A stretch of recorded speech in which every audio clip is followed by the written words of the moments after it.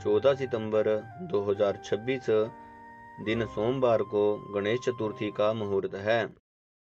गणेश चतुर्थी भाद्रपद शुक्ल चतुर्थी को मनाया जाता है। मान्यता है कि गणेश जी का जन्म भाद्रपद शुक्ल पक्ष चतुर्थी को मध्याह्न काल में सोमवार स्वाति नक्षत्र एवं सिंह लग्न में हुआ था। इसलिए ये चतुर्थी मुख्य गणेश चतुर्थी या विनायक चतुर्थी कहलाती है। यह कलंक चतुर्थी के नाम से भी प्रसिद्ध है और लोक परंपरा अनुसार इसे डंडा चौथ भी कहा जाता है। गणेश चतुर्थी का मुहूर्त। इस पर्व में मध्याह्न के समय मौजूद चतुर्थी ली जाती है।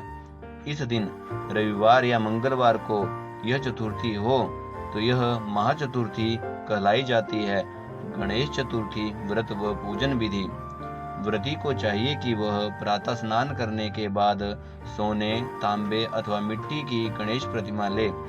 एक कोरे कलश में जल भरकर उसके मुंह पर कोरा वस्त्र बांधकर उसके ऊपर गणेश जी को विराजमान करें। गणेश जी को सिंदूर व दुर्वा अर्पित करके 21 लड्डुओं का भोग लगाए।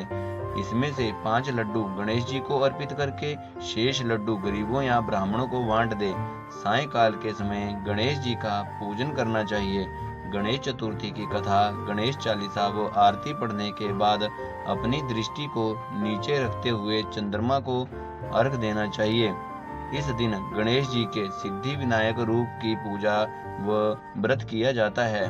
विशेष मान्यता है कि इस दिन चंद्रमा का दर्शन नहीं करना चाहिए वरना कलंक का भागी होना पड़ता है।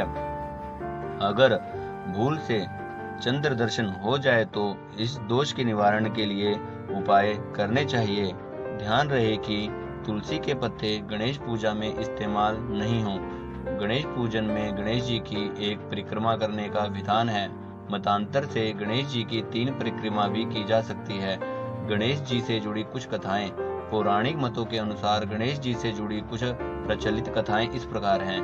एक बार पार्वती जी स्नान करने के लिए जा रही थीं। उन्होंने अपने शरीर के मैल से एक पुतला निर्मित कर उसमें प्राण फूंके और घर की रक्षा के लिए उसे द्वारपाल के रूप में नियुक्त किया। ये द्वारपाल गणेश जी थे। ग्रह में प्रवेश के लिए आने वाले शिव जी को उन्होंने रोका तो शंकर जी ने रुष्ट होकर युद्ध में उनका मस्तक काट दिया। जब पार्वती जी को इसका पता चला तो वह दुख के मारे विलाप करने लगी। उनको प्रसन्न करने के लिए शिव जी ने गज अथवा हाथी का सिर काट कर गणेश जी के धड़ पर जोड़ दिया।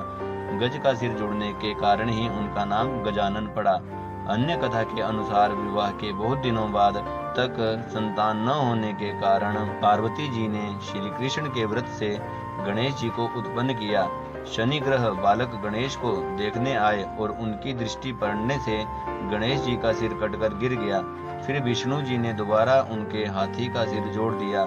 मान्यता है कि एक बार परशुराम जी शिव पार्वती जी के दर्शन के लिए कैलाश पर्वत पर गए। उस समय शिव पार्वती निद्रा में थे और गणेश जी बाहर पहरा दे रहे थे। उन्होंने परशुराम जी को रोका। इस पर विवाद हुआ और अंततः परशुराम जी ने अपने परशु से उनका एक दांत काट डाला। इसलिए गणेश जी को एक दंत के नाम से भी पुकारा जाता है। गणेश जी से जुड़े कुछ अद्भुत तथ्य। किसी भी देव की आराधना के आरंभ में, किसी भी सत्कर्म व अनुष्ठान में, उत्तम से उत्तम और साधारण से साधारण कार्य में भी भगवान गणपति का स्मरण, उनका विधिवत पूजन किया जाता है। उनकी पूजा के बिना कोई भी मांगलिक कार्य को शुरू नहीं किया जा सकता। गणेश जी की पूजा वैदिक और अति प्राचीन काल से की जाती है। गणेश जी वैदिक देवता हैं क्योंकि ऋग्वेद, यजुर्वेद आदि में गणपति जी के मंत्रों का स्पष्ट उल्लेख मिलता है।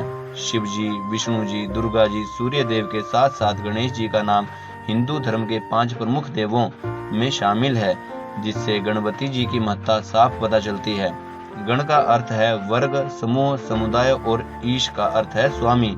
शिव गणों और देव गणों के स्वामी होने के कारण इनको गणेश कहते हैं। शिव जी को गणेश जी का पिता, पार्वती जी को माता, कार्तिकेय को भ्राता, रिद्धि सिद्धि को पत्नियां, क्षेम व लाभ को गणेश जी का पुत्र माना गया है। श्री गणेश जी के 12 प्रसिद्ध नाम शास्त्रों में बताए गए हैं, जो इस प्रकार हैं: सुमुख, एकदंत, कपिल, गजकर्ण, लंबोदर, विकट, विघ्न विनाशन, विनायक, धूम्रकेतु, गणाध्यक्ष, भालचंद्र और गजानन। गणेश जी ने महाभारत का लेखन कार्य भी किया था। भगवान वेद व्यास जब महाभारत की रचना का विचार कर चुके तो उन्हें उसे लिखवाने की चिंता हुई। ब्रह्मा जी ने उनसे कहा था कि यह कार्य गणेश जी से करवाया जाए। पौराणिक ग्रंथों के अनुसार ओम को साक्षात गणेश जी का स्वरूप माना गया है। जिस प्रकार प्रत्येक मंगल कार्य से पहले गणेश पूजन होता है, उसी प्रकार प्रत्येक मंत्र से पहले ओम लगाने से उस मंत्र का प्रभाव कई गुना बढ़ जाता है।